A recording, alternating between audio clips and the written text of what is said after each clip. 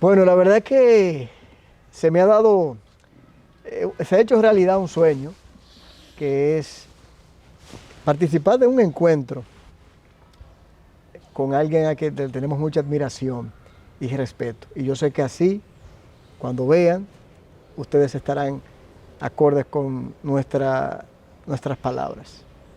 Altagracia Salazar. Saludos. Gracias por recibirme en tu casa. Bueno, bienvenido al patio de mi casa. Sí. El patio que es parte de una producción tuya. Bueno, de una producción no, pero sí quizá de un esfuerzo. De un esfuerzo. Eres oriunda de Nizao, Peravia. ¿Qué significa para Altagracia Salazar ser de Nizao? Para mí ser de Nizao, cosa que yo digo una vez al día por lo menos, es el sentido de la pertenencia, del arraigo. Yo nací en Nizao. Nizao es un pobladito pequeñito, virtualmente a la orilla del mar, de gente muy trabajadora. Viven de la agricultura o de la pesca. Y para mí, ahora que ya tengo 60 años y que hace más de 40 que virtualmente no vivo en Nizao, mantener el vínculo con Nizao, con la gente, con mis amigos, familiares, es parte casi de mi fortaleza. Qué bien. Porque siempre lo vives mencionando y es que bueno, porque sí, debiera ser. Hay una tendencia de la gente, sobre todo de quienes tenemos orígenes rurales y humildes, a borrar esa parte de su vida. Y yo, por lo contrario, creo que, insisto en que es una fortaleza. ¿Cómo fueron tus padres? Mis padres, lamentablemente los perdí a los dos el último año. Qué pena, sí. Un matrimonio un poco disparejo, yo diría, porque mi papá era un campesino, agricultor, que nunca tuvo el más mínimo interés en salir de Nizao para nada en la vida.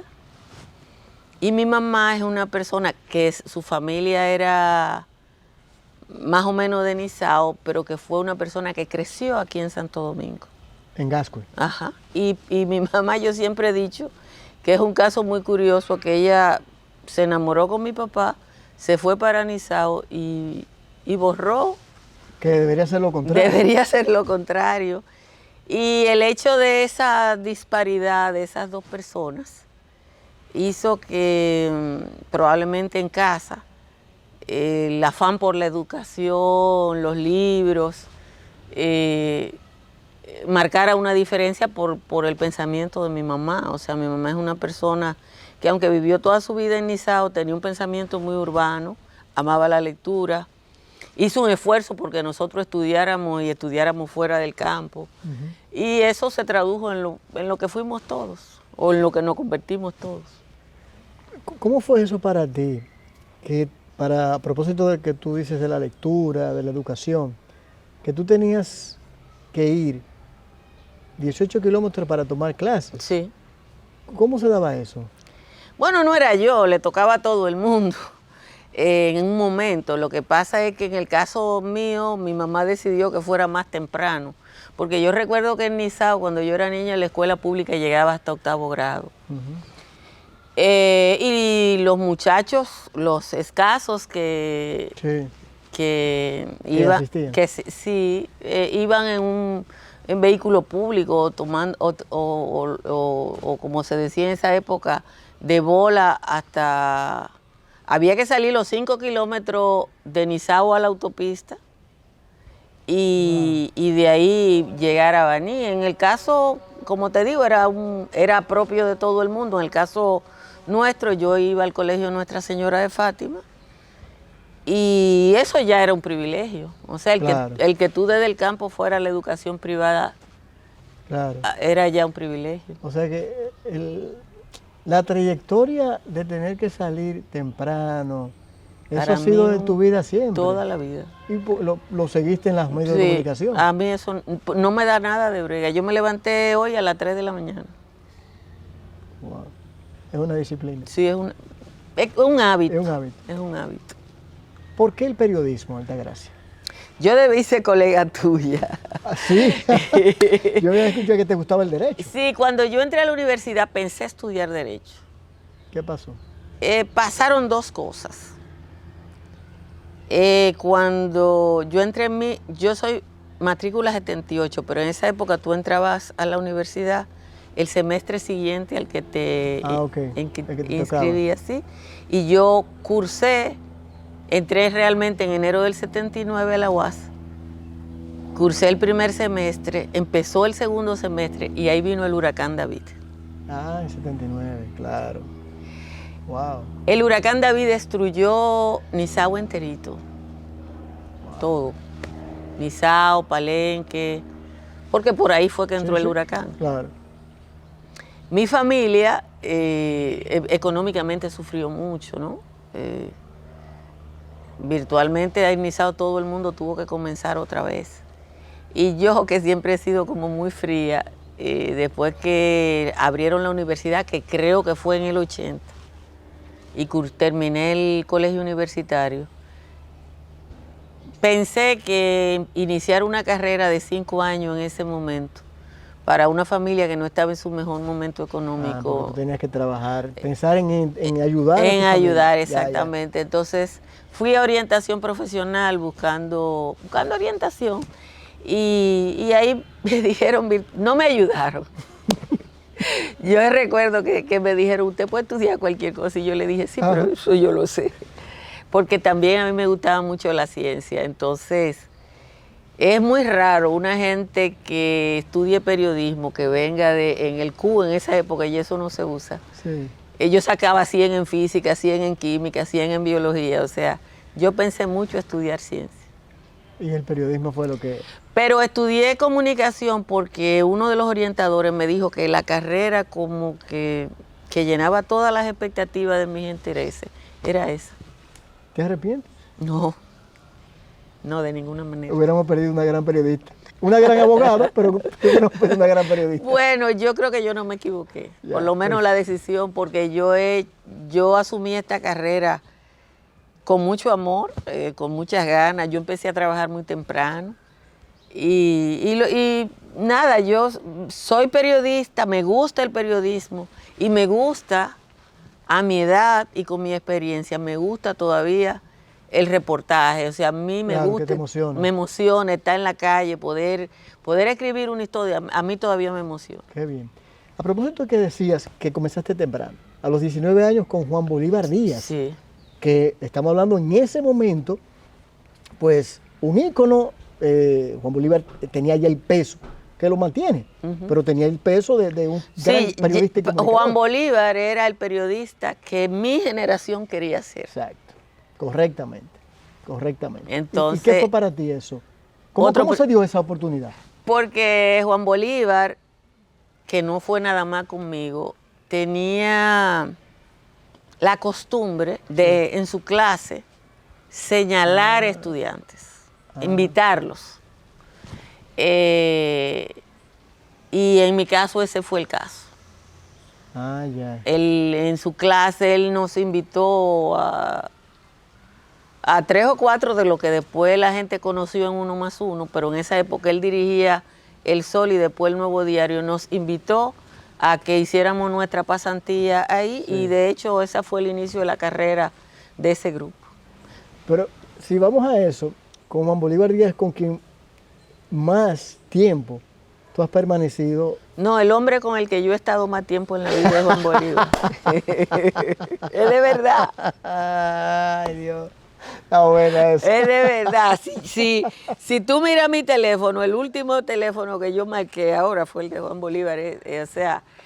Está buena. O sea, es una persona que en términos de lo que yo soy profesionalmente, evidentemente que él es el molde, él es mi referencia, pero también es un gran ser humano. Y entonces encontrar esas dos cosas es muy difícil, y yo tuve ese privilegio. ¿Cuál de los roles que tú has jugado es el que más te apasiona, aún hoy día? Editorialista, productora, periodista, reportera. Ser reportero es lo mejor. Poder construir poderle decirle a la gente lo que está pasando y poder construir una historia donde nadie la ve. Ah, ya. Yo creo que eso es lo fabuloso de ser periodista. ¿Y cuál no quisieras hacer nuevamente? Yo no quiero tener responsabilidad en un medio ya. Ah, ya. Sí, porque tú estuviste en CDN, estuviste en RNN. En Supercanal, en Telecentro. Yo tuve, después que yo salí de Teleantilla, yo tuve posiciones de dirección en todos esos lugares y ya yo no quiero. ¿Cómo fue eso de dirigir varios medios casi simultáneamente? Bueno, cuando yo salí de Teleantillas, en 1995 creo que fue, pasé a ser la jefa de redacción de Telecentro. Ahí yo estuve casi 5 años. Wow. Y ahí, estando en Telecentro, me contactaron para dirigir CDN, que fue la segunda vez que me contactaron para eso. La primera vez yo no acepté, que fue cuando el Grupo Popular adquirió el COS. Que fue cuando inició. Y cuando inició. Y la segunda vez, bueno, dije, me hicieron una oferta económica muy atractiva y yo recuerdo que el director, que era Nelson Guillén, me dijo, yo creo que tú debes aceptar. Y lo hice, pero fue un trabajo muy efímero. Era un medio de comunicación que iniciaba, había muchos conflictos internos y yo la verdad que con el trabajo puedo, pero con los conflictos no. Y de ahí salí de CDN, estuve trabajando en un proyecto fuera del país un par de meses y a mi regreso me contactó Freddy Verascoico para ir a dirigir Noticias Supercanal. Ahí estuve 2 años y pico. 2 años y pico y de ahí me fui a RNN hasta el momento en que fue intervenido ese medio. Sí, ya lo recuerdo. ¿Cómo fue tú viéndote en la retrospectiva de cuando entraste con Juan Bolívar Díaz, con 19 años, pasar por todos esos medios que tú acabas de decir, a llegar y pasar por Aquí en Madruga y llegar al patio y a todo lo que estás haciendo ahora? ¿Qué evoca esa retrospectiva para Altagracia? En el 2003, cuando yo empecé Aquí en Madruga, como una iniciativa profesional y económica, fue cuando la crisis del Grupo Baninter, yo trabajaba en RNN, era la productora general, y para mí saber que yo estaba trabajando en ese medio, cuando estalló todo eso, me produjo una desazón muy... fue muy, yo dije, bueno, ya uno no puede. Y creé el esfuerzo de Aquí en Madruga. Aquí en Madruga nunca fue ni muy rentable ni dejó pérdida. Pero era algo que me hacía sentir bien. Yo tenía un espacio para tener mi voz. Y hay pocas cosas que a mí me hayan dolido, como tener que dejar de hacer ese espacio. Pocas cosas me han dolido de verdad. Yo lo sé. Porque a quien te seguíamos también nos dolió que tú salieras de eso. Pero era una situación que era insostenible. Yo tenía una presión que en ese momento yo no creía que era una presión política, pero después entendí que sí. Y cuando yo salí de Aquí en Madruga fue el inicio del proceso de salida de un periodista o de una periodista de un medio de comunicación más violenta, porque yo perdí 4 trabajos en 8 meses. Wow. Sí. Precisamente por eso me viene a la memoria hacerte la pregunta. Pero no fue solamente, te sucedió a ti, Edith Febles, Marino Zapete, Ricardo Nieves. Sí, ¿Cómo fue para usted? En este caso ustedes son amigos, ustedes son compañeros. Sí. Yo soy comadre de Marino. Ah, bueno. Y en el caso de Nieves y Edith hemos trabajado juntos muchas veces. ¿Cómo lo viste? ¿Cómo una presión política, una situación que realmente... Sí, o sea, para personas que tienen una una concepción del periodismo como servicio, una idea de la independencia de criterio, sentir que en un momento se cierran todas las puertas y que tú no... fue muy doloroso. Para mí fue muy doloroso porque yo... ¿Te quitó la esperanza? No, me dio todo lo contrario. Ok.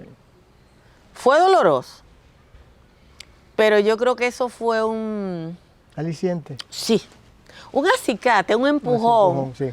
para que yo dijera, no, yo no me voy a callar. No es verdad. O sea, yo te digo, te acabo de decir que, por ejemplo, aquí en Madruga, yo no vivía de eso, nunca viví de eso, siempre viví de otro ingreso. Pero saber que en un momento yo dejé de hacer aquí en Madruga, cerró jornada extra, salgo de CDN, salgo de la Z, eso no era ya la casualidad, no. Sí. No, y después y te mencionó los otros. Ajá, este pleito hay que echarlo. Entonces, yo creo que eso sí sirvió para que, no solo para hacer el esfuerzo, en mi caso de hacer sin maquillaje fundamentalmente. También. Porque yo dejé de hacer aquí en Madruga y salgo de CDN y yo lo que hice fue que prendí el celular y me lo puse ahí con una cosa y puse, aquí estoy yo sin maquillaje. Y ahí nació. Y ahí nació. El nombre lo registró Carolina Santana. Yo no tengo visión de negocio, de nada, nunca la he tenido. Y después que todo el mundo conocía sin maquillaje, Carolina me dijo, Morena, ¿y tú registraste ese nombre? Y yo le dije, no. Y me dice, ¿no? Me dijo, pero tú eres loca. Le digo, yo no. Y ella lo hizo. Pero yo creo que eso fue un empujón. ¿Cómo es el resultado para ti? Porque no todos de tu generación y más adelante han podido aclimatarse o han podido adecuarse a trabajar con la tecnología. ¿Resultado difícil? ¿Se te ha hecho bien? No, yo me he sentido muy cómoda. Okay. Yo me he sentido muy cómoda. Y eso se nota, eso es lo que se nota, de verdad. Yo me he sentido muy cómoda, y he tenido mucha ayuda. Y eso lo digo siempre. O sea, yo empecé a hacer sin maquillaje hoy, con el teléfono, y 2 semanas después, alguien me dijo, no, si lo hace de esta manera, con la computadora y una camarita, es mejor. Y yo empecé a hacerlo así. Y después fui evolucionando con la ayuda de gente que yo ni conozco. Qué bien. Que yo no conozco, o sea... Pero que le gusta tu trabajo. Sí. El primer día para transmitir en vivo, en esa época, YouTube necesitaba 5,000 suscriptores. Y yo dije, yo necesito 5,000 suscriptores, y se suscribieron ese día, los 5,000. Y después, jóvenes, yo también me ha ayudado mi vínculo con la juventud. O sea, yo siempre he estado muy cerca de los jóvenes. Los muchachos me fueron enseñando a usar esta plataforma, esta otra plataforma, aquella plataforma, cambiar de esto. Yo he cambiado de plataforma 4 o 5 veces. Todo eso yo lo he aprendido y me ha sido relativamente fácil. Qué bueno. Muchas gracias. Vamos a una pausa para seguir en el próximo bloque, conociendo un poco más de la valiente, la respetada periodista y comunicadora dominicana. Ya volvemos.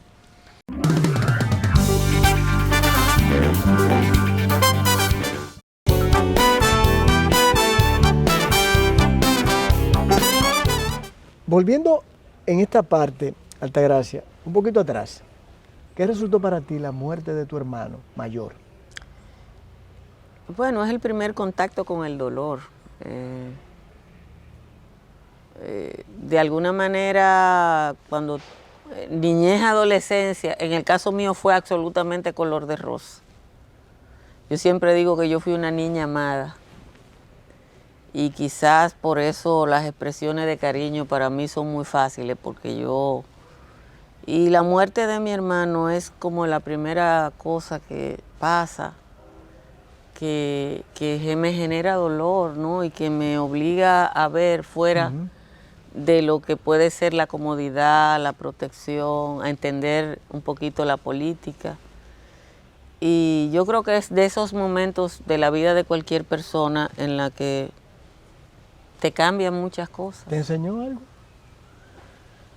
Bueno, me enseñó un poco en ese momento a ver el proceso político que vivía la República, a saber que todo no era perfecto, a asumir responsabilidades.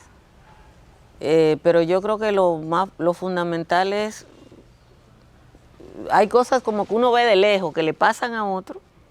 Yo siempre digo que uno de los problemas de la sociedad dominicana respecto a temas de derechos es que mucha de la gente asume posiciones entendiendo que las violaciones de derechos le van a pasar a otro y no pasan a cualquiera. Y para mí fue más o menos eso. Pero también hubo un hecho en Izao que te marcó y quizás pensé en un momento dado que también había surgido la idea del periodismo por ahí. La muerte de un joven en el parque de Izao. Yo tenía en ese momento quizás 10 u 11 años y es la misma cosa. Era 27 de febrero, creo que del 72.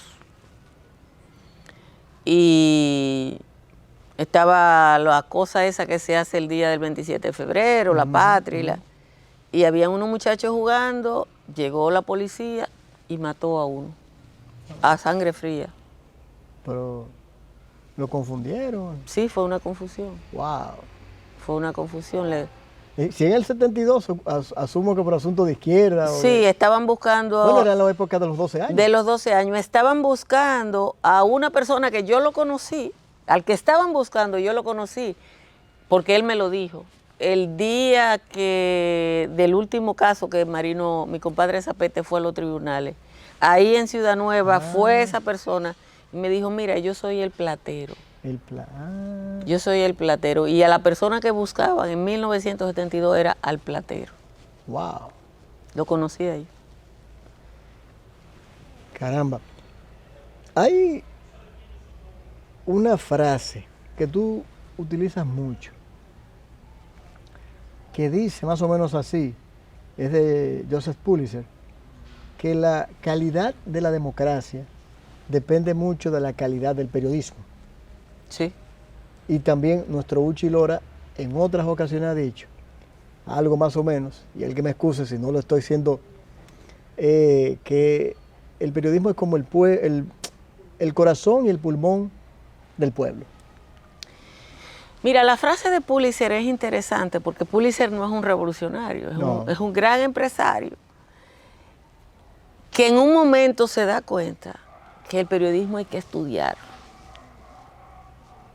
Fíjate, él se da cuenta que hay que estudiar periodismo y da un discurso para convencer a el cuerpo docente de una universidad de que abran una escuela de periodismo y da ese discurso que se llama sobre el periodismo.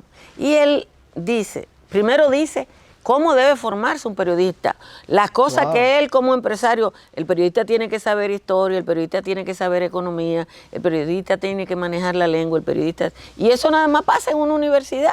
Sí, es cierto. Es cierto. Pero después dice cómo la precariedad del periodismo afecta a la democracia. Hay un libro que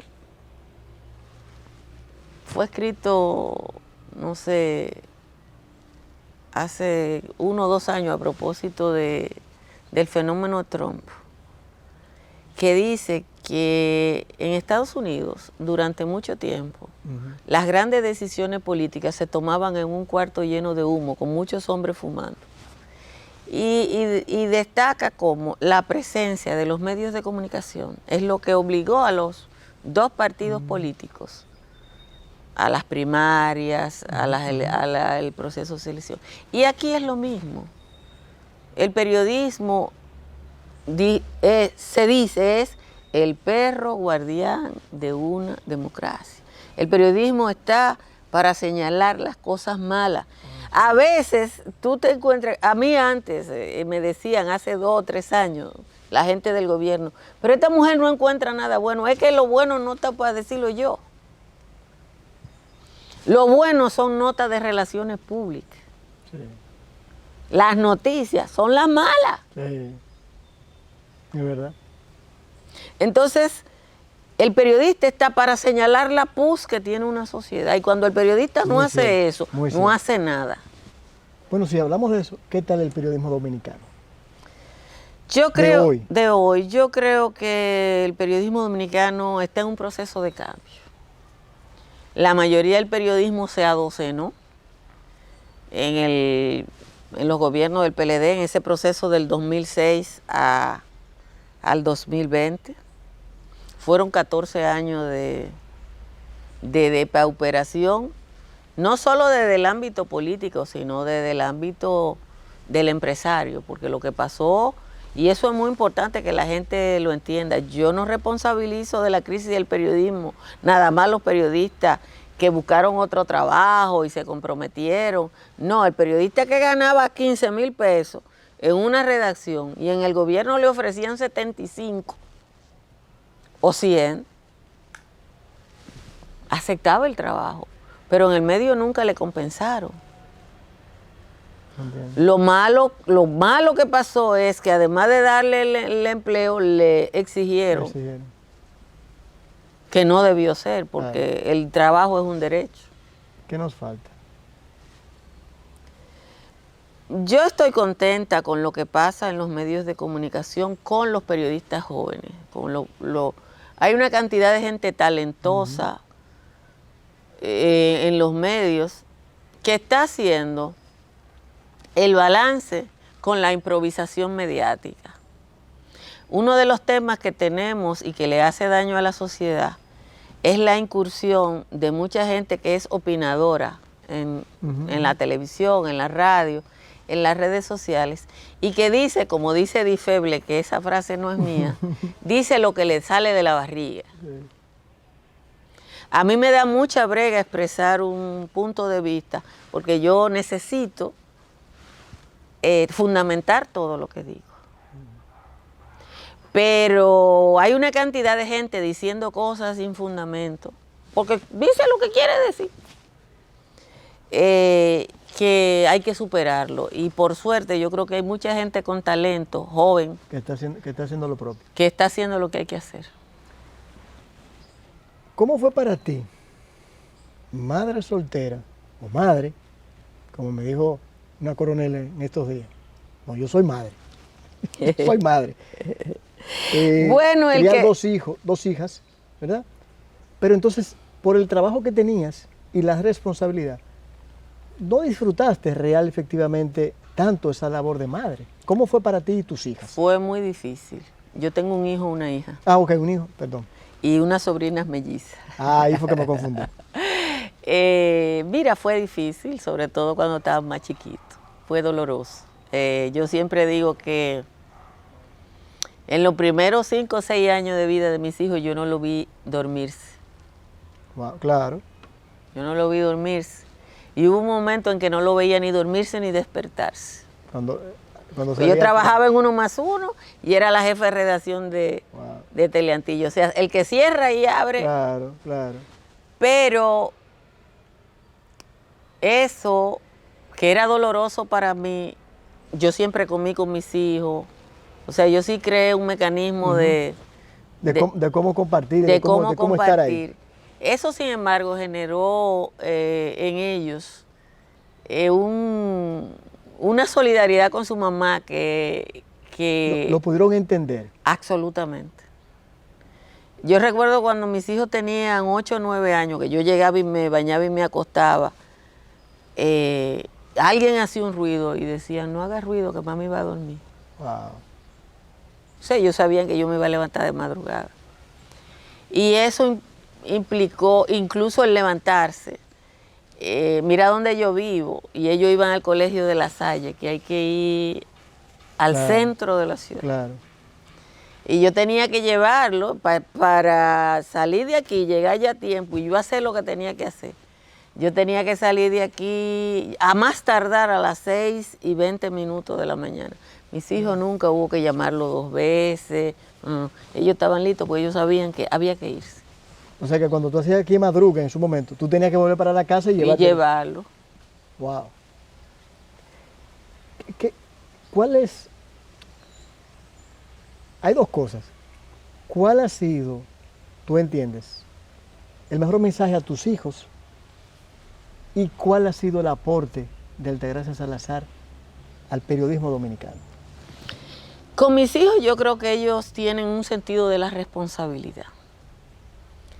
Que yo creo que los dos son muy absolutamente muy responsables con lo que hacen, con su trabajo. Nadie quiso estudiar comunicación, por suerte.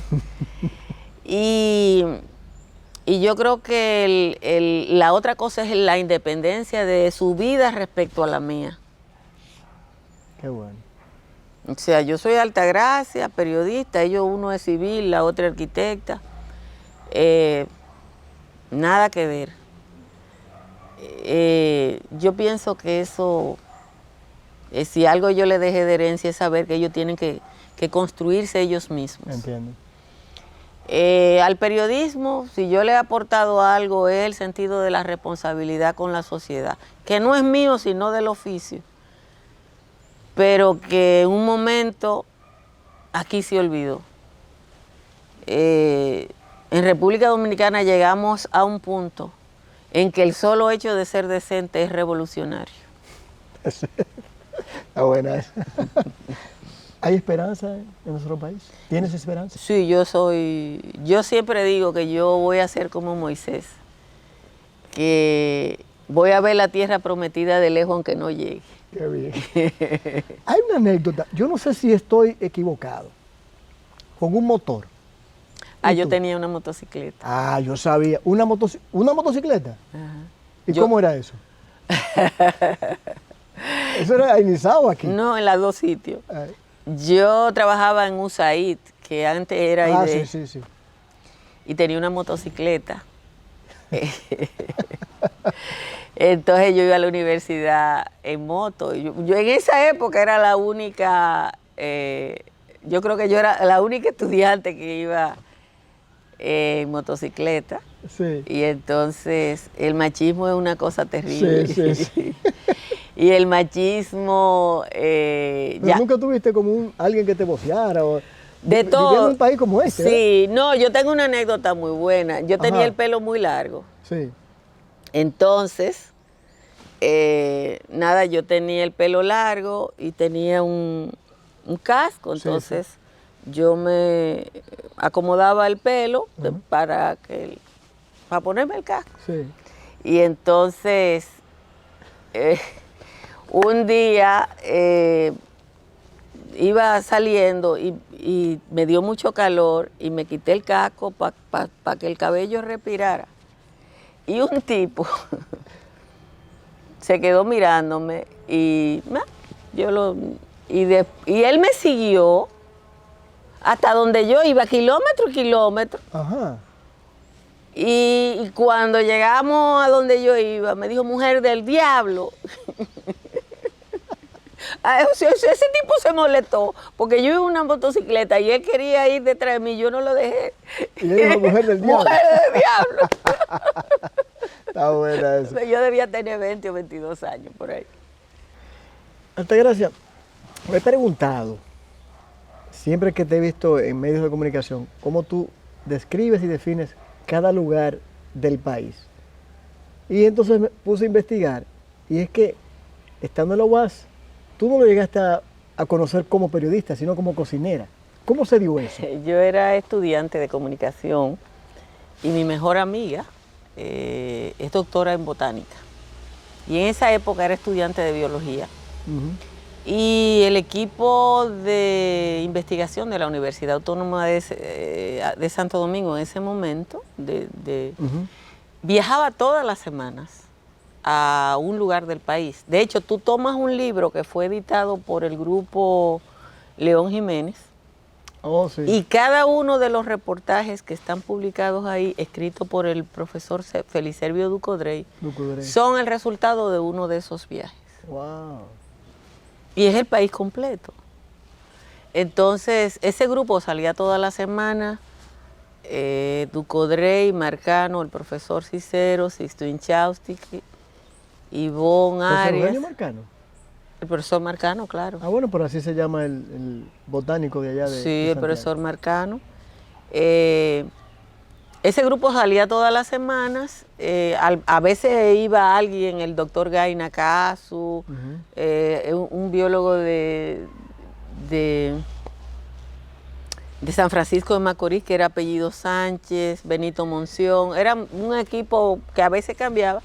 Entonces yo, para poder acompañarlo, yo no era nada, yo decía, yo cocino, porque ese grupo viajaba con condiciones a veces muy difíciles para hacer su trabajo, y el trabajo voluntario de cocinar me permitió viajar con ellos y aprender mucho, porque no solo es conocer el país, yo tuve ese privilegio de estar viajando con ese grupo de profesionales de la biología y de aprender periodismo y biología.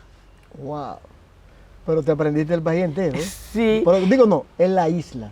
Sí, yo conozco bastante bien, porque después trabajé del lado haitiano, pero yo tuve el privilegio de esos años en la universidad, después mi vínculo con el movimiento campesino independiente, muchos lugares también yo llegué porque había asociaciones, porque había esto, porque había lo otro, y realmente yo me precio de conocer absolutamente la República Dominicana, pueblo a pueblo. Qué bien. ¿Qué tal la situación actual del país? ¿Cómo lo ves? ¿Cómo actos de corrupción? ¿Cómo ves el trabajo del Ministerio Público? ¿Es realmente efectivo? Mira, yo creo que nosotros nos estamos estrenando en un momento histórico. Pensar que íbamos a tener 3 generales presos no era un fenómeno que nosotros creíamos posible hace un par de años. No, del último que nos recuerda es Cuervo Gómez. Y eso hace mucho tiempo. De eso hace mucho tiempo. Pero yo voy a decir una cosa. Una de las cosas que está pasando en este momento es que hay una parte de la población que está sorprendida y hay otra parte de la población que está preocupada. Ajá. Y entonces yo creo que también nos estrenamos en eso, en que haya gente que sabe que puede ir preso. O sea que ya la impunidad no es un hecho generalizado. Ahora te voy a decir otra cosa. Ajá. Y lo dije ayer o antes de ayer. Ajá. Quienes tuvimos durante años hablando de la corrupción en la administración pública, no teníamos la menor idea de lo que estábamos hablando. Después de lo que uno ha visto. Después de lo que se ha Sí. visto. ¿No? Y también con el aspecto del narcotráfico y el lavado. Nada, nosotros no teníamos idea de qué era eso. Yo digo que hay dos parrafitos de la solicitud de medida de coerción de este caso, Sí. que te evidencian lo que hay. Una es una descripción que hace un ciudadano de La Vega de cuando vende una finca y dice 3 camionetas de la policía nos esperaban con 2 sacos de cuarto. Sí. Sí. O sea, esas son cosas que No, son... ¿y cómo ponen a los padres o a los suegros sin ellos saber para que le coloquen los inmuebles a nombre de ellos? A ¿Sabes una nombre cosa? de ellos, o sea, nosotros estamos viendo cosas. Sí. O Sí. que una persona tenga 6 inmuebles incautados. Sí. Bueno, los 2 casos son en Son de Santiago. Santiago. Sí. Sí. Los 2 casos son en Santiago. Para ir finalizando, estimada Altagracia, ¿qué puede decirles a esos que están comenzando ahora, a comenzar la yuca, a guayarla en el periodismo? ¿Qué mensaje puede darles tú a ellos referente al aspecto del periodismo? Lo primero es que pregunten, que aquí ya se ha dejado de Que preguntar. Que pregunten, que duden.